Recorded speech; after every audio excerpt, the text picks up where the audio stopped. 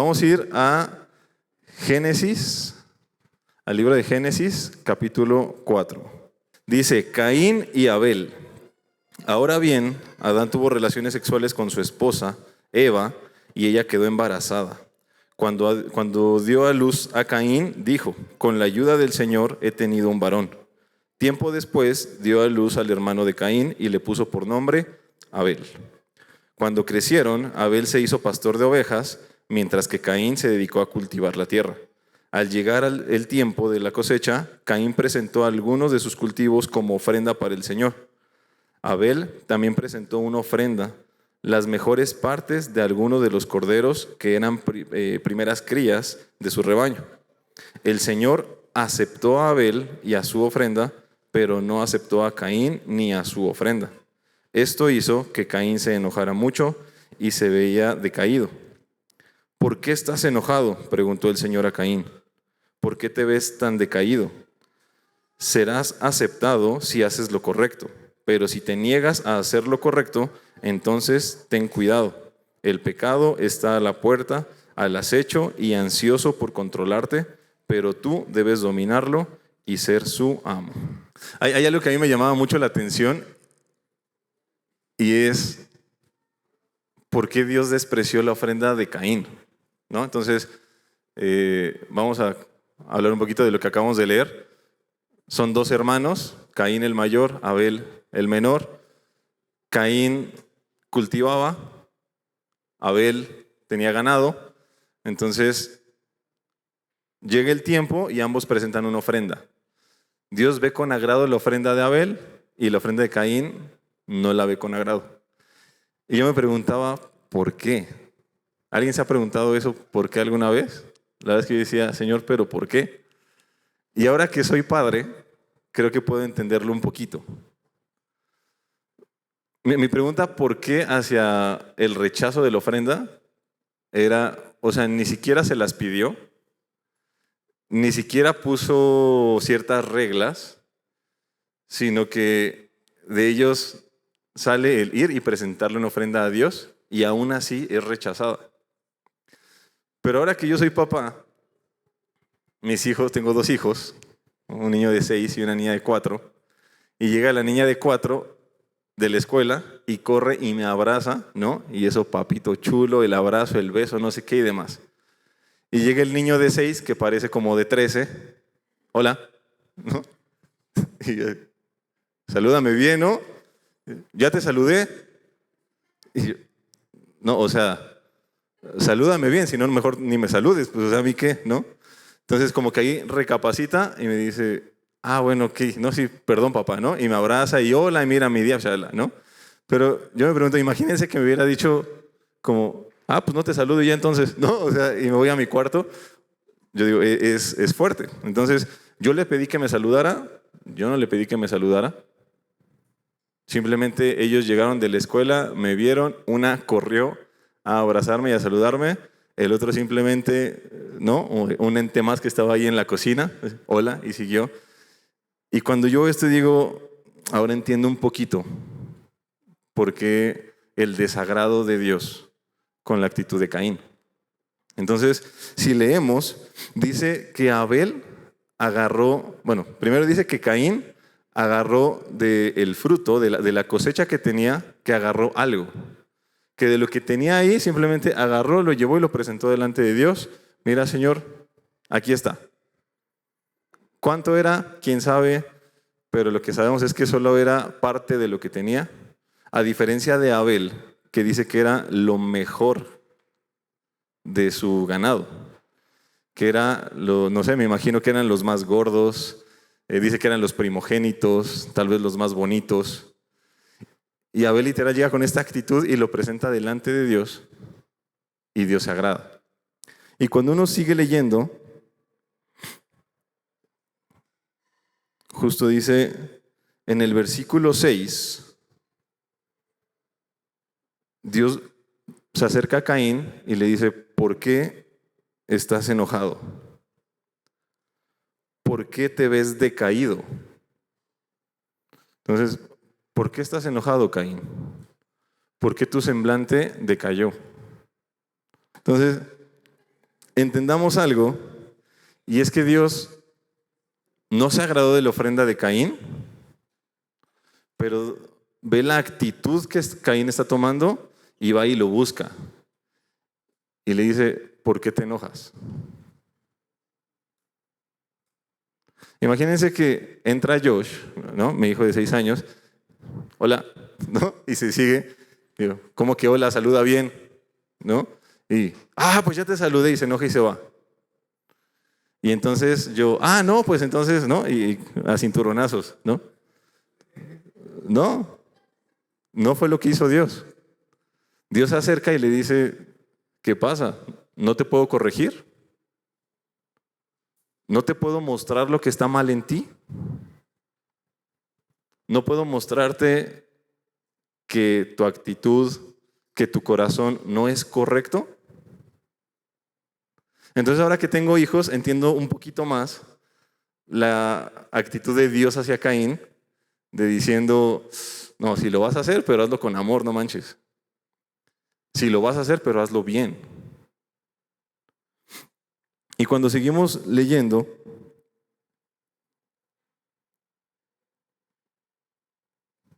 en este versículo 6, dice, ¿por qué te ves tan decaído? Dice, serás aceptado si haces lo correcto. Yo me preguntaba, ¿cuál era o por qué fue como tanto el conflicto de Caín? Y me venían varias cosas a la mente. Y yo decía, puede ser, ¿no? Se me ocurre desde mi mente humana y carnal, puede ser que como él era el mayor, el hecho de que el menor le ganara, le calaba, ¿no? No sé. Puede ser que tal vez el ganado deja más lana que el cultivo. ¿Alguien sabe acá de ganado y cultivo? Supongo que el ganado deja más lana que el cultivo. Y probablemente pues Abel tenía un estatus, ¿no?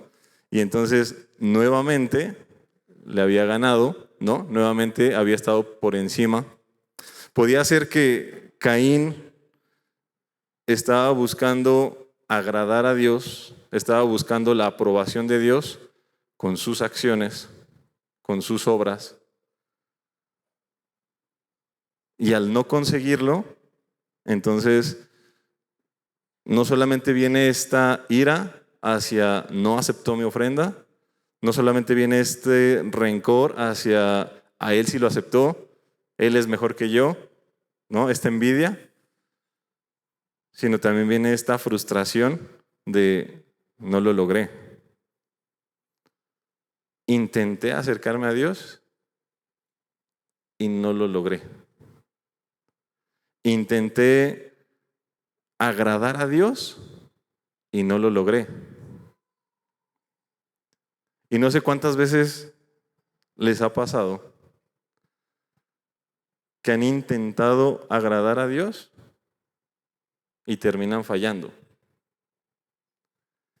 Que se acercan a Dios con la mejor actitud de decir, esto es lo que yo necesito, sí me voy a comprometer, voy a ir a la iglesia, y por una u otra razón no me comprometo, me aparto, me alejo, no lo busco. ¿Cuántas veces le han dicho al Señor, Dios, voy a dejar mi pecado? Esta es la buena. Ya no voy a ver pornografía, ya no voy a mentir, ya no voy a robar. No sé, cada quien, ya, Señor, ya no, mi corazón ya no va a estar en el dinero, en la avaricia, en la codicia, en la lujuria. No sé, cada quien lucha con diferentes cosas. Pero ¿cuántas veces se han determinado a no fallarle al Señor? A entregarse para Él, a vivir por Él. ¿Cuántas veces en su mente y en su boca no ha estado, Señor, mi vida es para ti, mi vida es tuya, te la entrego? Y le has fallado. Yo creo que es un poco el sentimiento que Caín tenía. Me intenté acercar a Dios, intenté agradar a Dios y fallé y me rechazó. No fui lo suficientemente bueno, no fui apto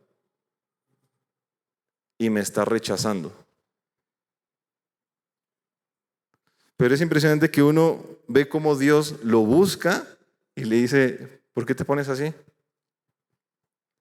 Entonces realmente Dios no estaba rechazando a Caín. Y aún lo llama y le dice, si hicieres, dice, serás aceptado si haces lo correcto. ¿Qué era lo correcto? Dios lo estaba llamando al arrepentimiento. Dios había visto el corazón de Caín. Dios había visto que él había fallado, que él había pecado, que él había permitido la ira, el rencor en su corazón. Se acerca, lo confronta y le dice, si hicieres lo bueno, si te arrepintieres de lo que permitiste en tu corazón, si permitieras ser formado, si permitieras ser corregido, entonces ¿no también tú serías aceptado como tu hermano? ¿Y cuántas veces hemos sido confrontados o cuántas veces hemos sido formados por alguna persona, por alguna palabra, aún por la misma Biblia, y preferimos simplemente dejarla a un lado porque no nos conviene, porque eso implica dejar de hacer lo que estoy haciendo, porque eso implica dejar mi pecado, y no solo dejarlo, reconocerlo. Entonces Dios agarra, se presenta con Caín y le está mostrando el pecado y justo le dice, si haces lo correcto serás aceptado, pero si te niegas a hacer lo correcto, entonces ten cuidado. Y eso podría sonar como una amenaza de parte de Dios, pero no. Ojo, dice, si no haces lo correcto, ten cuidado porque el pecado está a la puerta, está al acecho y ansioso por controlarte. Dios ya sabía que la ira se había apoderado de Caín. Él ya sabía lo que había en su corazón. Él ya sabía, incluso, tal vez, me imagino, lo que estaba pensando. Y le está diciendo, hey Caín, tranquilo, reconoce tu pecado, arrepiéntete y todo va a estar bien. Entonces, si tú decides seguir con tu pecado, ten cuidado porque está al acecho. Ten cuidado porque está ahí golpeando la puerta de tu corazón, está ahí golpeando la puerta de tu mente, de tu vida, esperando que no busques a Dios para entonces entrar y apoderarse de ti. Y es impresionante cómo le está diciendo, el pecado está al acecho, ansioso por controlarte. El pecado lo que quiere es controlarte. Si nos vamos a Romanos 6:16, dice, ¿no se dan cuenta de que uno se convierte en esclavo de todo lo que decide obedecer?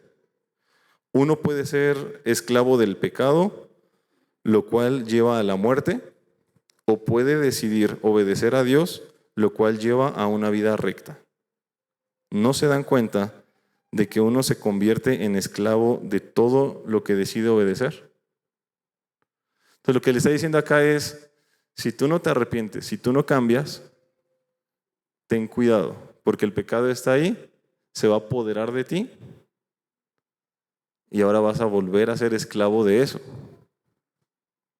Entonces cuando Dios llama a Caín a reflexionar, hay un salmo que escribe el rey David, el Salmo 38, que explica perfectamente lo que sucede. Dice, David había pecado y escribe esto, mi culpa me abruma, es una carga demasiado pesada para soportar. Mis heridas se infectan y dan mal olor a causa de mis necios pecados. Me retuerzo atormentado por el dolor. Todo el día estoy lleno de profunda tristeza. ¿No era así como se sentía Caín? Cuando Dios le dice, ¿por qué tu semblante ha decaído? Entonces llegas bien feliz, llegas bien alegre, sí, Dios, esto, lo otro, shalala, y entonces no se le salen las cosas, permite el aire en su corazón, su semblante decae y empieza a maquinar un plan maestro de venganza contra su hermano, ¿no? Y cuando Dios le dice, ten cuidado con el pecado, lo que está advirtiéndole es, lo que tú obedezcas, a eso le vas a servir. Aquello que tú decidas obedecer, es aquello a lo que tú te vas a volver esclavo. Y yo sé que acá hay de todo. Hay unos más pequeños por acá, hay unos nuevos por allá que vi, hay otros que llevan tanto tiempo acá en la iglesia, pero algo que debemos entender es una cosa lleva a la otra. Hay una historia donde Jesús iba caminando con sus discípulos y ve una higuera. Y esa higuera parecía que tenía fruto. Y cuando Jesús se acerca a comer de esa higuera, ve que no tiene fruto. Y la maldice. Y se van de ahí y pasan muchas cosas. Y cuando regresan por el camino, los discípulos ven la higuera y dicen, no puede ser. Está muerta esa higuera, está seca. Pero si nosotros vemos la historia de los evangelios, Jesús constantemente veía a gente pecadora, gente en necesidad, gente rota, a ladrones, a prostitutas, a lo que fuera. ¿Y por qué a ellos no los maldecía? Entonces, el punto es, Dios no te maldice porque hayas pecado. Dios no te condena porque hayas pecado. Lo que Dios condena es que trates de aparentar algo que no. Cuando Él ve la higuera y se ve que está fructífera y que ahí van a poder comer y llega y no hay, entonces lo que hace es la maldice. Pero cuando Jesús llega con alguien que está en pecado, que está en necesidad, a la mujer adúltera, que se la llevan y la tiran frente a Él, entonces Él la perdona. Entonces Él la toma, Él la levanta. ¿Qué diferencia cuando una persona puede reconocer que ha fallado y buscar a Dios? Cuando Dios acerca a Caín, Caín simplemente se bloqueó por completo. Caín simplemente no quiso saber absolutamente nada. No escuchó ni siquiera a Dios. ¿Y por qué les digo que una cosa lleva a otra? El pecado nos lleva a esta sensación que leíamos en el Salmo 38. Nos lleva a esta sensación de vacío, nos lleva a esta sensación de tristeza, incluso esta sensación de abandono, de rechazo. Y esa misma sensación hace que no me pueda acercar a Dios. Esa misma sensación hace que no me sienta aceptado para poder buscar a Dios. Y esa sensación lo que me hace es volver a pecar. Como ya no soy aceptado por Dios, entonces me voy a enfocar en mis estudios. Como no soy aceptado por Dios, entonces me voy a enfocar en el trabajo 24/7.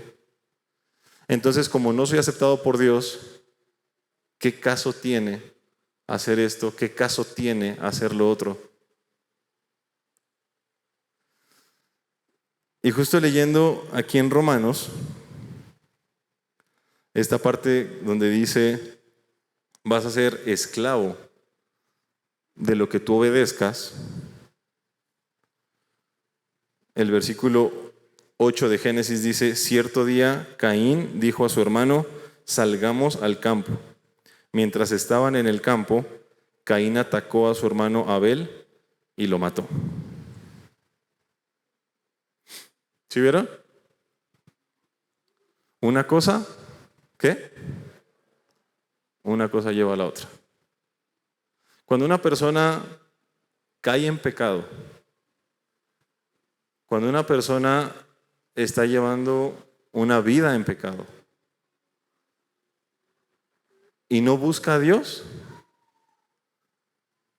es un sentimiento de soledad, de vacío, de frustración, de necesidad que lo va a inundar. Y si uno no es capaz de rendir eso ante los pies de Jesús, lo que va a suceder es que se va a convertir en un pecado mayor. Y va a ser un ciclo. Entonces, Caín acepta la ira, decae su semblante, se aparta de Dios, va a buscar a su hermano y lo mata. Entonces, el que ve pornografía sabe que la regó, no quiere hablar, no quiere confesar, se esconde, se aparta, su relación con Dios se enfría, se rompe y va y busca más de eso. O más bien ya va y busca con quién hacer eso. Entonces el que está viviendo en fornicación y ya se acostumbra y dice, es que yo quiero acercarme al Señor, es que no siento cerca al Señor, es que yo voy a la iglesia, es que yo voy a la célula, es que yo oro, es que yo leo la Biblia. Ok, justo lo que acabamos de leer en Romanos es que dice que uno se vuelve esclavo del pecado y da muerte. ¿Saben? Cuando me decían si podía compartir algo acá con ustedes, yo llevaba unos días orando y algo que me dolía en el corazón es ver cómo a uno han ido cayendo. Amigos, cercanos, que estamos aquí en la iglesia todo el tiempo. Discípulos. Aún gente que no conozco, que la veo y digo, Señor, ¿qué pasó? Gente fría, gente dura. Y eso ya no es tan chistoso. Ya no es tan chistoso porque cuando uno sabe que el pecado lo está esclavizando, no se siente bien. No es chistoso porque cuando uno sabe que ha querido salir de ese hoyo, en el matrimonio, en las finanzas, en la vida, y no puede, porque está siendo esclavo del pecado, no se siente nada bien. Cuando uno ha querido dejar de mentir y lo primero que le sale son mentiras. Cuando uno ha querido dejar la inmoralidad sexual y por más que uno lucha, termina haciendo. Cuando uno ha querido decirle a Dios, Señor, yo te quiero entregar mi vida. Yo quiero conocerte, yo quiero vivir para ti, yo quiero... Y no está dispuesto a renunciar a sus sueños. más fácil. Cuando uno sabe que tiene que buscar a Dios y orar y leer la Biblia y ni siquiera es capaz de doblegar su carne para pasar un momento, 10 minutos, 15 minutos, estoy hablando de algo mediocre. Entonces uno está siendo esclavo de su carne y ya no es tan chistoso. Pero sí, con todo el amor del mundo te lo digo, lo que te tiene así es tu pecado. Lo que te tiene sin poder acercarte a Dios es tu pecado. Lo que te tiene duro, indolente, indiferente, estancado, es tu pecado.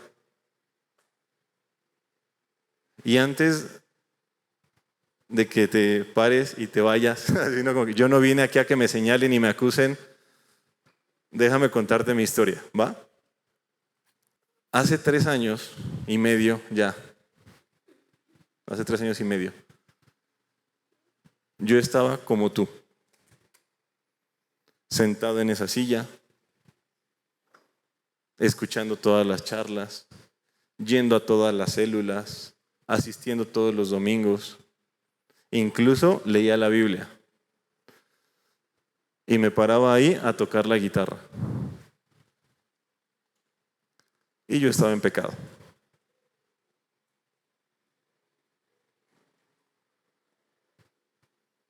Y yo sé lo que se siente estar esclavizado,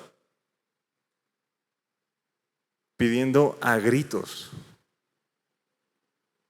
querer dejar de hacer eso,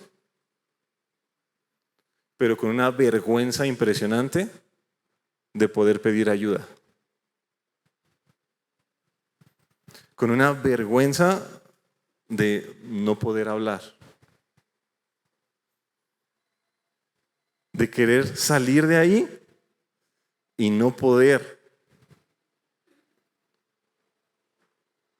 Y ese mismo sentimiento me llevaba a buscar más pecado,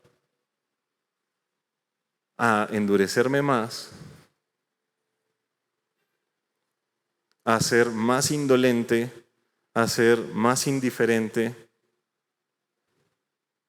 a no poder buscar a Dios, a no poder relacionarme con Dios. Y perdón que les hable de esto, así, y me perdonarán Juan y Regina si ya no me invitan, pero es que de verdad me duele ver tantos jóvenes fríos que ni siquiera saben adorar. Hay un libro que se llama Disciplinas Espirituales que me obligaron a leer, que tuve que leer para aprender.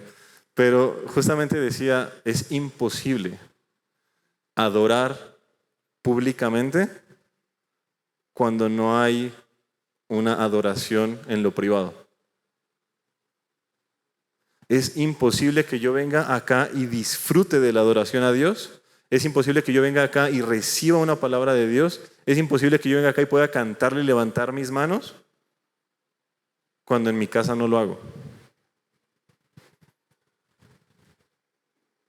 Y de verdad, conocer tantos casos de jóvenes, los que están aquí, volteen a ver para allá, volteen a ver para allá, volteen a ver para allá, y todos se ven así como, ay, ¿quién será? ¿No? Así como, tranquilos, no tienen que saber. Pero así como tú estás luchando con la pornografía, hay más acá que están luchando con la pornografía. Así como tú estás luchando con la avaricia, créeme, hay más acá que están luchando con la avaricia.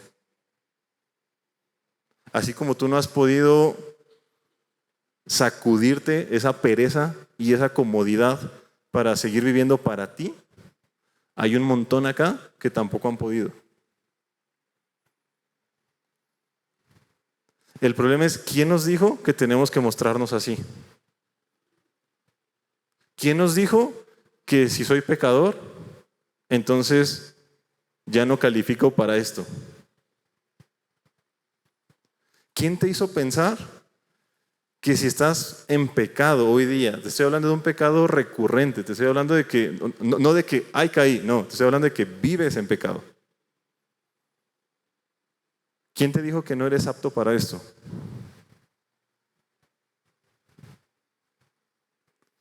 Si vamos a Efesios 1:7, dice, Dios es tan rico en gracia y bondad que compró nuestra libertad con la sangre de su Hijo y perdonó nuestros pecados. Hace 3 años y medio, volviendo a la historia, al chisme, entonces me explota el globo en la cara. Yo estaba en pornografía, estaba en inmoralidad sexual, ¿no? Yo estoy casado, tengo 2 hijos, mi esposa se entera, me corre de la casa, con justa razón. Y en ese momento yo me quedo sin nada. Voy a decir chistoso porque no encuentro la palabra, ¿no? Pero en ese momento me quedo sin trabajo, sin negocio, sin esposa, sin hogar, sin hijos, sin... Y la verdad, lo que pasaba por mi cabeza, y no pasó ni una ni dos, sino varias veces, era mejor morirme. ¿Para qué seguir? Ya todo el cuento se había acabado, ya todo el chistecito se había acabado, ya lo había perdido absolutamente todo, ya no había absolutamente nada que aparentar, nada que hacer. ¿Por qué no mejor dejar las cosas ahí? Y yo sé que acá también hay gente que ha tratado de quitarse la vida. Y no uno ni dos. Porque, es que me da pena hablar de la pornografía. Tranquilo, hay un montón. Es que qué pena que se enteren que me iba a matar. Tranquilo, que también hay varios. Y en ese momento se acerca alguien que yo había conocido hace mucho tiempo, pero que yo me había olvidado de él.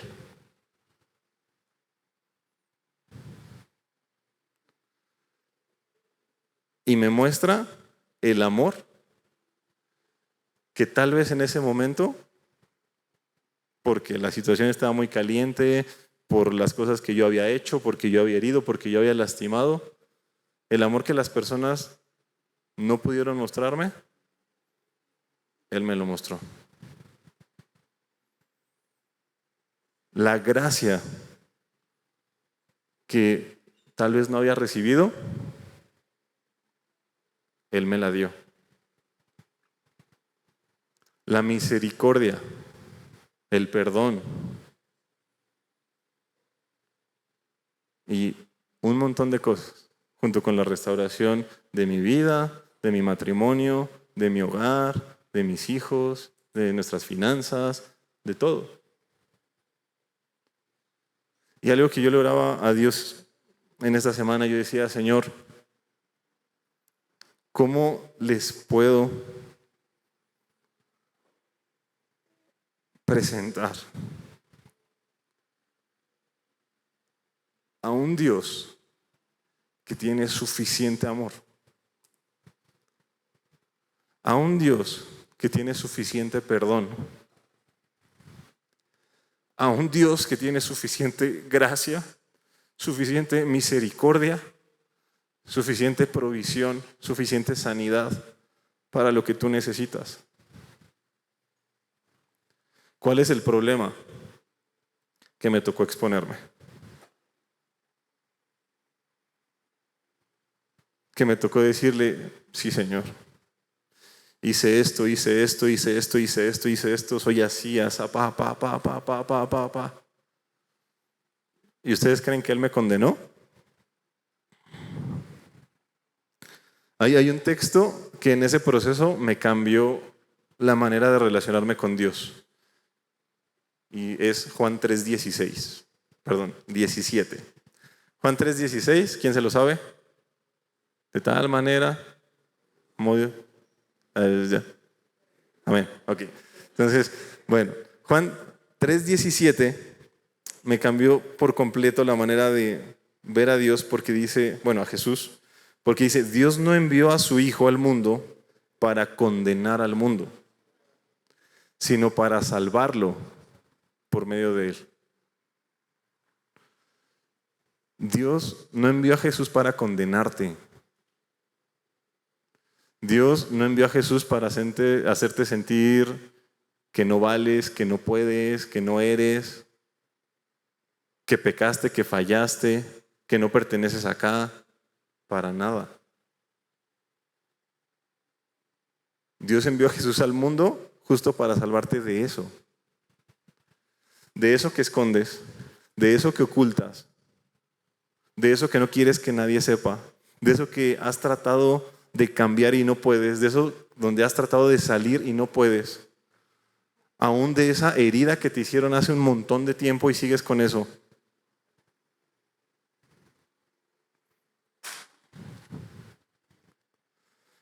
Y cuando uno entiende, Él no me condena, Él me ama, Él es suficiente. ¿Qué necesitas hoy? Piensa un momento, ¿qué necesitas hoy? ¿Necesitas su perdón? ¿Sabes? Ese día yo necesitaba todo. Necesitaba perdón, necesitaba gracia, necesitaba misericordia, necesitaba amor, necesitaba todo. Porque estaba roto. Y el problema de que las cosas vayan bien es que uno se acomoda.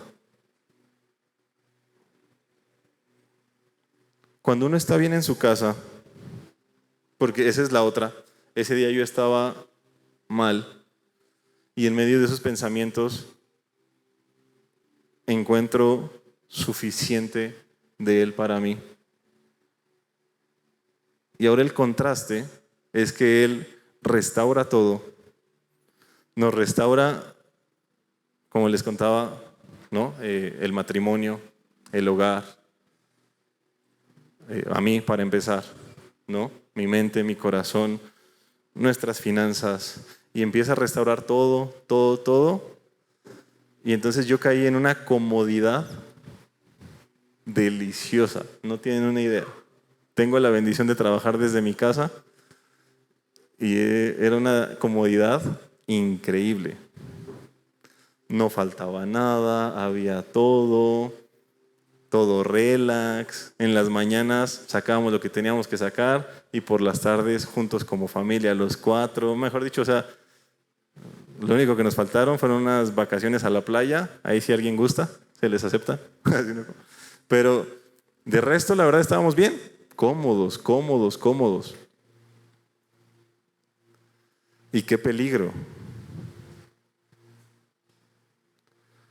Qué peligro porque Dios no nos llamó a eso. Y yo sé que hay nuevos acá. Ya hablé mucho para los nuevos. Quiero hablar para los que llevan tiempo. Dios no te llamó para estar cómodo. Dios no te llamó para que ocultes tu pecado, para que ocultes tus luchas.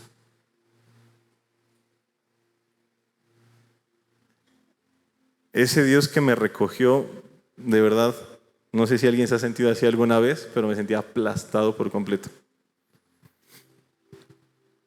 Pero ese Dios que me recogió, que me levantó, que me restauró, hoy quiere hacer lo mismo contigo. A Él no le queda difícil. Acá el obstáculo eres tú, que quieres seguir aparentando, que quieres seguir fingiendo, que quieres seguir cómodo, mediocre. Y de verdad te pido perdón si estoy siendo muy agresivo. Pero así como le hablo a mis hijos, así como Dios me ha hablado y me ha tratado a mí, con ese mismo amor te hablo. Despierta, reacciona. ¿Por qué no crece tu relación con Dios? ¿Por qué no puedes dejar tu pecado?